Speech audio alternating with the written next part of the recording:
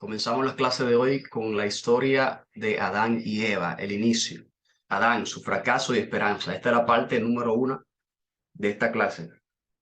Adán y Eva, una historia bien conocida por todos nosotros. Primer libro de la Biblia, Génesis, nos habla la historia de Adán y Eva. Adán y su compañera de vida, Eva, son sin duda la pareja más conocida en la historia del mundo. Ellos son los padres de toda la humanidad. Su historia es como todo comenzó. Adán y Eva son los sujetos, no solo de innumerables sermones y estudios bíblicos, sino también del arte clásico y moderno. Aunque su historia es una de las historias más conocidas y discutida en el mundo occidental, nuestra comprensión se basa generalmente en traducciones y no en el texto hebreo. Cuando está hablando aquí generalmente en traducciones, se está hablando de las traducciones que han traído la Biblia acerca de esta historia de Adán y Eva y no en el original.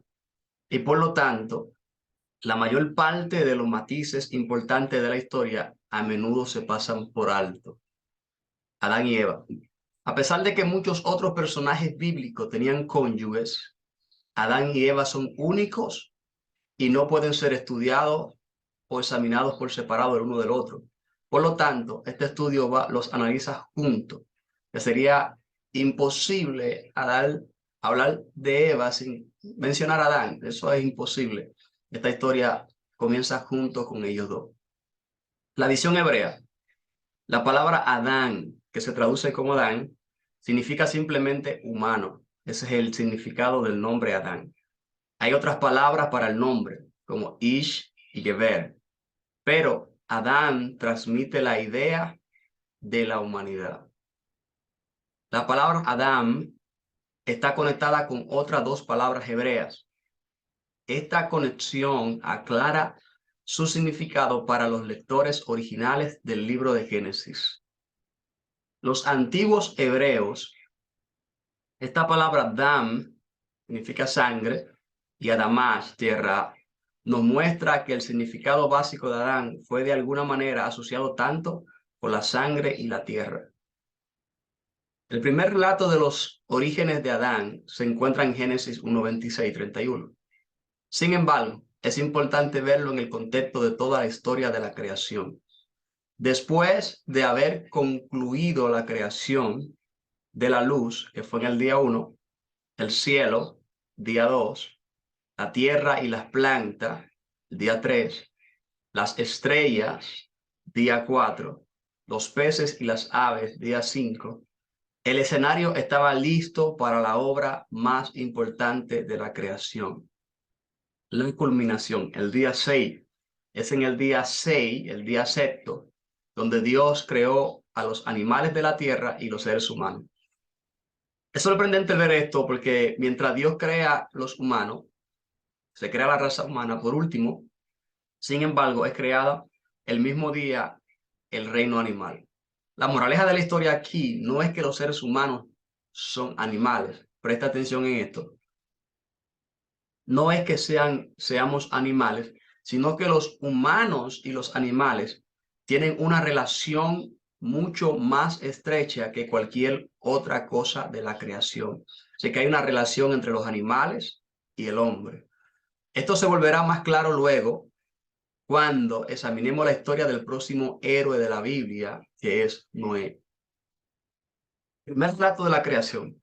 Todo comenzó en Génesis 1:26, cuando Dios, hablando, ya sea consigo mismo o con su consejo celestial, dijo: hagamos al hombre a nuestra imagen, conforme a nuestra semejanza, y ejerza dominio sobre los peces del mar, sobre las aves del cielo, sobre los ganados, sobre toda la tierra y sobre todo reptil que se arrastra sobre la tierra.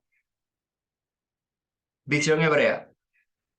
Adán, y como veremos en el siguiente versículo, esto incluye a Eva, fue creado como el autor del Génesis describe. Lo que se traduce común y fielmente como a nuestra imagen y semejanza, ambos conceptos de Tselem y de Mud son muy similares y de hecho funcionan como paralelismo. El paralelismo hebreo es como una construcción literaria, donde la segunda línea, o en este caso, palabra, está diciendo básicamente lo mismo que la primera, ampliando así el significado del primer concepto. Como veremos en las discusiones posteriores, Selen está conectado con la idea de una sombra, ser, una imagen imperfecta que se asemeja a lo que refleja. Y Mod, el paralelismo Selen, está conectado con la idea de similitud e imaginación. Tanto imagen y semejanza utilizan diferentes prefijos, en y como, según, pero esto es normal para el hebreo y no lleva un significado peculiar. Adán y toda la humanidad en general fueron creados con un objetivo en particular. Debían ejercer dominio redentor sobre los peces, aves, ganado de la tierra y todo reptil. El verbo irdu en Génesis 1:26 no es el verbo normal para la idea de gobernar, más bien, en la mayoría de los contextos, tiene la connotación de ejercicio duro, influencia e incluso maestría. La creación de Dios necesitaba un gestor en situ, o mejor aún, era necesario que la creación de Dios tenga un rey cariñoso y desinteresado. El propósito de Dios al crear al hombre, Dios crea al hombre para que el hombre gobierne sobre toda la creación. Le dio dominio, le dio autoridad, le dio la potestad de aún el hombre poner el nombre a todos los animales. Había una relación bien significativa entre Adán y Dios. Cuando en el libro de Lucas habla acerca de la genealogía de Adán, comienza a hablar de Sem, de Noé, de Matusalén, comienza a hablar de la genealogía. Cuando llega hasta Adán, habla de Adán como hijo de Dios. Primer relato de la creación. Por cierto, la idea del hijo de Dios en la Biblia hebrea en esencial denota realeza, que significa ser designado por Dios para gobernar. En Salmo capítulo 2 uno habla un poco acerca de esto. Pero Adán fue creado por Dios para que él tuviese el control sobre la creación, es decir, gobernar sobre la creación. Dios lo puso para que gobernase. Esto es probablemente por lo que cuando Lucas, aquí está, describe la genealogía de Jesús, que se remonta hasta Adán, leemos que Adán no solo era hijo de Sem, Sem de Noé, Noé de Lamed, Lamed de Matusalén, Matusalén de Enoc, Enoc de Jared, Jared de Mahalalel, Mahalalel de Cainán, Cainán de Enos, Enos de Set, Set de Adán, y cuando habla de Adán, menciona a Dios, y Adán, hijo de Dios. Leemos en Génesis 1:28.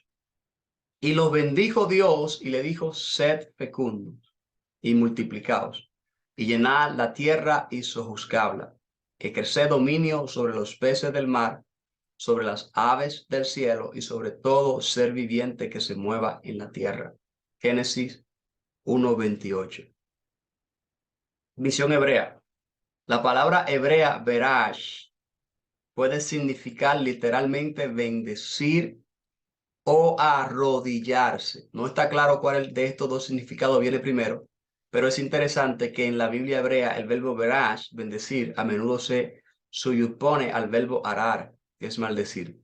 Este último verbo está estrechamente relacionado con la idea de estar atado y limitado o restringido. Por esa razón, al menos presuntuosamente, verash llevaría al sentido contrario de libertad o ser liberado. Al bendecir a Adán y Eva, Dios estableció la trayectoria para su crecimiento y expansión. Es común llamar al fructificad y multiplicaos un mandamiento, pero el fluir natural del texto parece apuntar en cambio hacia la dirección de esta bendición. Ahora que Adán y Eva son bendecidos por Dios, ellos son liberados para cumplir con su magnífico propósito de ejercer dominio amoroso y cariñoso sobre el orden creado, siendo fértiles y aumentando en número, llenando así la tierra y dominándola. Aquí está la provisión de Dios. Creo que esto es aceituna.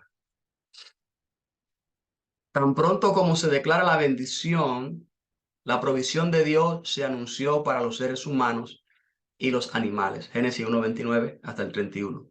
Y dijo Dios, he aquí, yo os he dado toda planta que da semilla, que hay en la superficie de toda la tierra, y todo árbol que tiene fruto, que da semilla, estos servirán de alimento. Génesis 1:29. Y a todas las bestias de la tierra, a todas las aves de los cielos y a todo lo que se mueve sobre la tierra y que tiene vida, les he dado toda planta verde para alimento, y fue así. Y vio Dios todo lo que había hecho, y he aquí que era bueno en gran manera, y fue la tarde y la mañana el sexto día. Interesante esto, que aquel que vio la creación, o sea, el supervisor de la creación, el que daba el visto bueno de lo que había hecho, era el mismo Dios. Y él en su perfección había analizado y visto lo que había hecho, y él había dado la aprobación de que era bueno. Es decir, lo que Dios creó lo hizo perfecto, no lo hizo defectuoso. Aquí viene la observación de la semana israelita. Fue establecida así en el momento de la creación como un siglo de 7 días. Hoy damos esto por hecho, pero la idea de que los seres humanos deben organizar y realizar un seguimiento de su tiempo alrededor del periodo de los 7 días no fue siempre universalmente aceptado. Semanas de 10, semanas de 6 y 10 días se pueden encontrar en diversas culturas antiguas. Es decir, que habían culturas que tenían las semanas más de 7 días.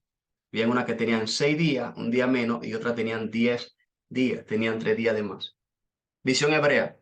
En esta versión bíblica, la palabra hebrea para día es yom y para septo es shishi, junto con el artículo definido hi.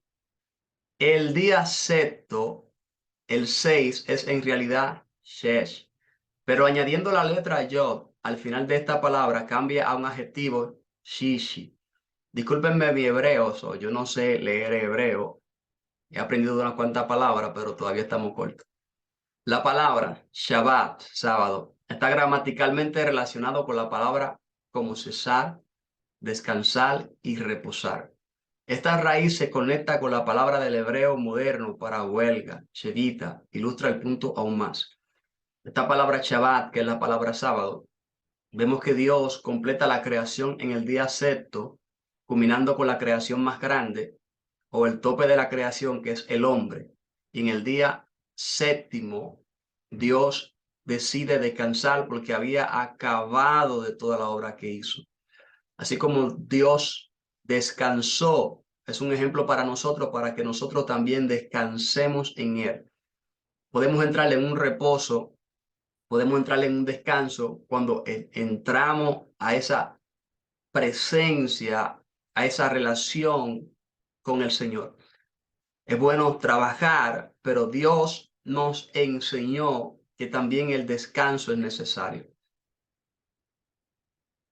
Otra observación. Es interesante que solo cuando se crea la humanidad y se confirman las bendiciones sobre los seres humanos y los animales que Dios evalúa, toda su obra fue creada. Mientras evalúa la creación individualmente como top, bueno, es solo sobre el sexto día que ve toda su creación completa y declara que era no simplemente buena, sino tot meot, muy buena. Por otra parte, en la semana israelita judía, los días, en lugar de ser nombrados, simplemente son contados. Ninguno de los días recibe nombre, nobles asociados. Por ejemplo, con las deidades antiguas o cuerpos celestes, como en otros calendarios. Es decir, los hebreos no tienen nombres en los días, sino que cuentan los días. Y el Shabbat, el sábado, es que tiene ese nombre como descanso y reposo. Nosotros, el calendario de nosotros, los nombres que tiene son deidades paganas que se han puesto como nombres.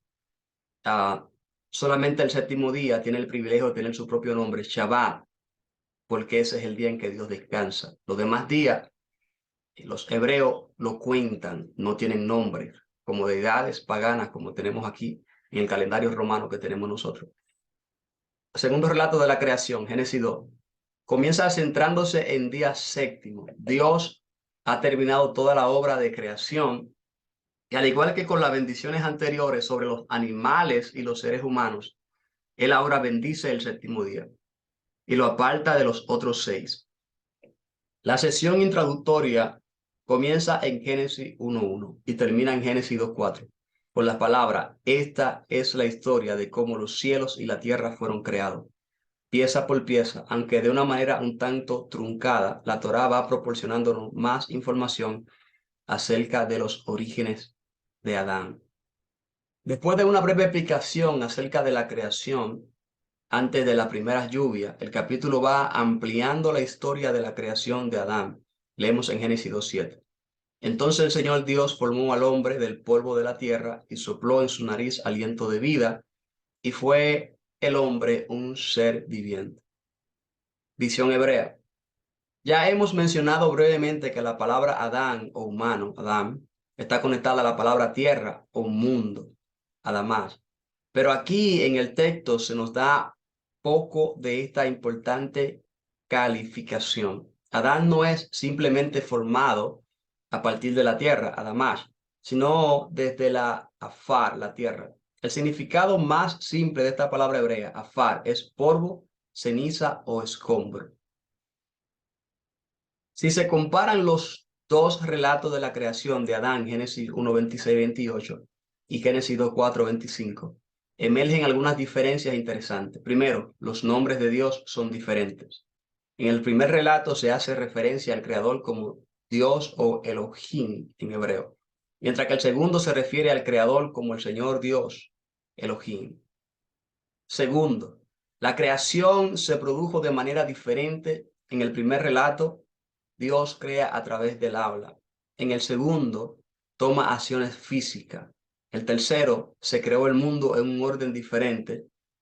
En el primer relato, la humanidad se presenta como el punto culminante de la creación, con Adán y Eva creados juntos. En el segundo relato, Dios primero crea al hombre y luego siembra de vegetación el jardín del Edén. Entonces forma a los animales y aves y por último, Él forma una mujer.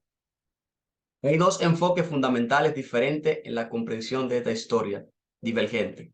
El primer enfoque busca armonizar el material y básicamente ve el segundo relato de la creación como una ampliación del primero. El segundo planteamiento pretende diferenciar entre las diversas tradiciones de la fuente, a partir del cual el libro del Génesis y la Torá como un todo en el tiempo surgió.